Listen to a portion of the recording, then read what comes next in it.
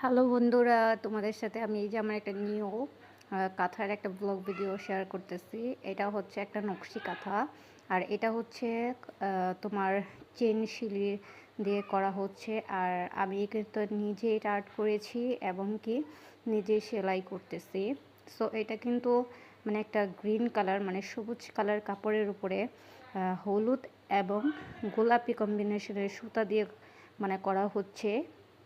আমার কাছে যে ভাবি আমাকে আমার ভাবি মানে করতে দিছে, যে ভাবিটা আমাকে করতে দিছে এই কাঁথাটা। সো সে আমার হাতের নকশি কাঁথাগুলো খুবই পছন্দ করে, যেহেতু এখন সবাই ইউজুয়ালি মানে কমফোর্টে ইউজ করে বা যে আমাদের পাতলা ইয়াগুলো আছে কাঁথাগুলো, সো এগুলো ইউজ করে থাকি। সো কিন্তু ভাবিটা মানে সে এরকম হাতে মানে হাতের যে ওয়ার্ক করা, এই যে এভাবে এই যে চেন শিলি দিয়ে করা এই কাঁথাগুলো সে খুবই পছন্দ করে। আর আমি কিন্তু এই যেভাবে আমি আমার মন মতো করে আর্ট করেছি, সে চাইছিল যে এইভাবে মানে ড্রয়িং করে মাঝখানে একটা আলপনার মতো থাকবে।